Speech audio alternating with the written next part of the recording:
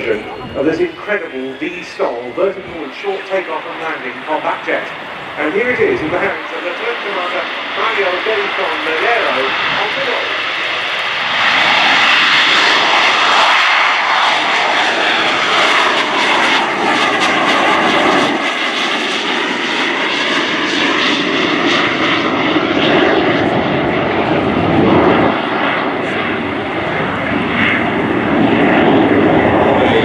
Distinctive and iconic side profile there, one that we've been sadly missed over the UK skies for the last 10 years, with the exception of some of the Royal International. Part of the Harrier II family, which also embraced on the British side the likes of the GR5, GR7 and GR9, the latter of which was the last version in service with Joint Force Harrier when it was disbanded in 2010.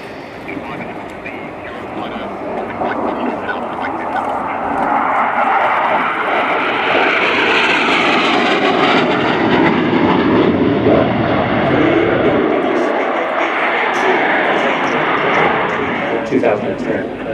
And the EAV-8B for España, in this case, coming in from the right after that initial fast pass on this run. We'll see it perform now, Aileron Roll.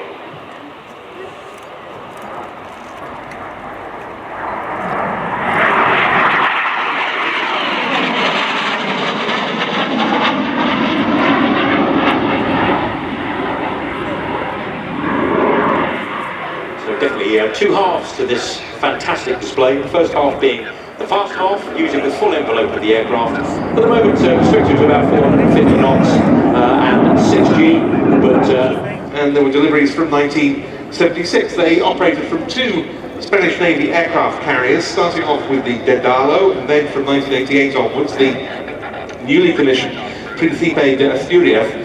The EAV-8B model came in the late 80s, and the B+, as you see here, from 1996.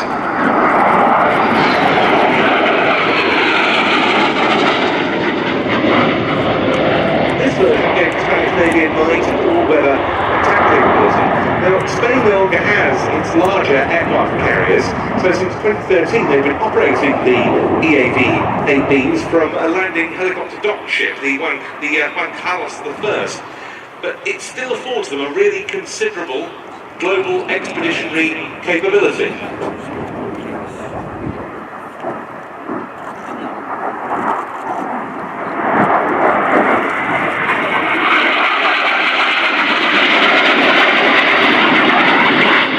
Recently they've been deployed on the Juan Carlos I on what's known as BALTOPS, a Baltic Operations deployment, which saw a small number of Harriers on that ship sailing from Istanbul to Helsinki and being deployed for 6 months. In this display with the thrust vectoring that affords the V-stall capability. So what have you got on this aircraft to make that possible? Well, there are 4 thrust vectoring nozzles on the airframe, each of which can be orientated between 0 and 98 degrees. The pilot controls them manually. He's got a separate lever next to the throttle, but also the Harrier has on it hot air-driven controls on the nose, tail and the wingtips, just improve control at these low airspeeds.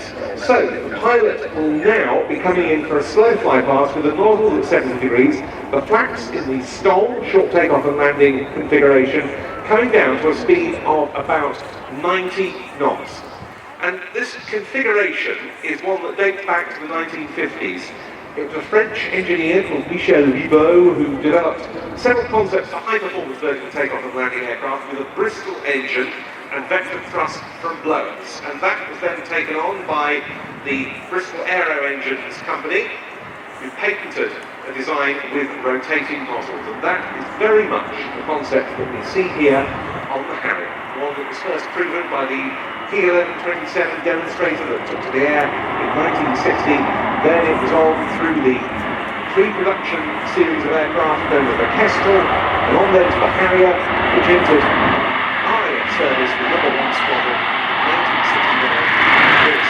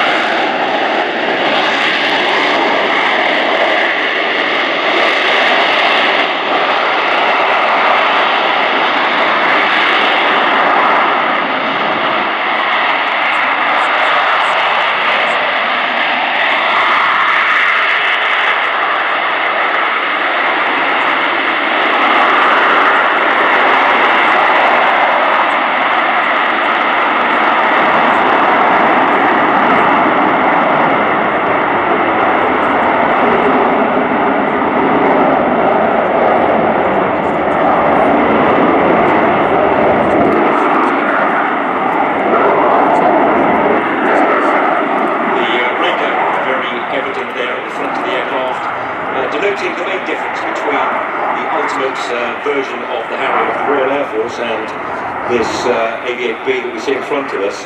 That contains an APG-65 multi-mode radar, giving the aircraft the ability to carry A-120 AMRAAM, or Advanced Medium Range Air-to-Air Beyond Visual Range missiles, a very similar weapon system configuration to the ultimate version of the Royal Naval Sea.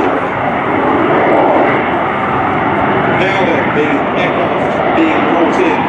It's two true kids for resistance. The Hover standing those columns of fronts from the large resistance vector from Sterling.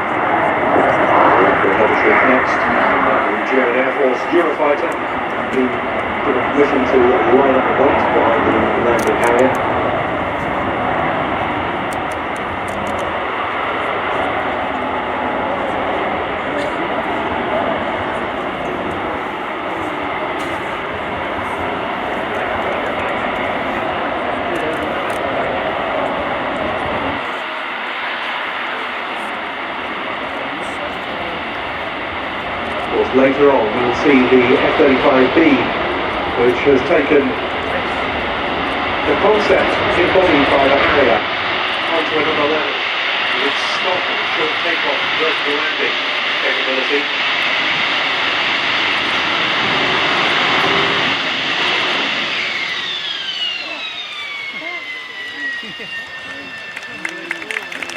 Those traditional noise, the Pegasus engines cooling down towards the end of the display from the EAV-8B Matador from the 9th Escuadrilla Spanish Navy displayed for us today by Lieutenant Commander Mario Bellico.